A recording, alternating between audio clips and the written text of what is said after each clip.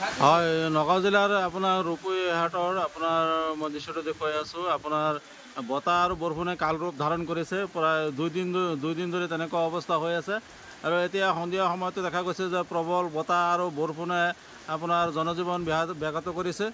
মই বৰ্তমান আছোঁ মাগুৰমাৰী আৰু কাছকাইটিত দেখিবলৈ পোৱা গৈছে যে সন্ধিয়াৰ সময়তে মানুহৰ উপস্থিতি হেৰেংগা বজাৰত মানুহ নাই, ৰাস্তা ঘাটতো মানুহ নাই, গাড়ী মটৰো তেনেকুৱা দেখিবলৈ পোৱা নাই। জনজীৱন সম্পূৰ্ণৰূপে ব্যাহত হৈছে আৰু দেখা গৈছে যে বতাহ আৰু বৰষুণে কালৰূপ ধাৰণ কৰিছে। তাৰে সামগ্ৰিক দৃশ্যটো মই দেখুৱাই আছোঁ ৰূপহীহাটৰ পৰা। মই আবুল বাছাৰ আৰু আপোনালোকক দেখুৱাই আছোঁ যে বৰষুণ বতাহে সমগ্ৰ অসমৰ লগতো নগাঁও জিলাৰ ৰূপহীৰ বিভিন্ন জেগাত দেখা গৈছে যে বতাহে আপোনাৰ কালৰূপ ধাৰণ কৰিছে। আৰু এনেকৈ মানে দেখা গৈছে যে আপোনাৰ জনজীৱন ব্যাঘাত জন্মিছে। ঘৰৰ পৰা মানুহ ওলাব পৰা নাই, এনেকুৱা অৱস্থা হৈছে। প্ৰবল বৰষুণ আৰু বতাহে আপোনাৰ জনজীৱন ব্যাঘাত কৰিছে। তাৰে সামগ্ৰিক দৃশ্যটো মই দেখুৱাই আছোঁ।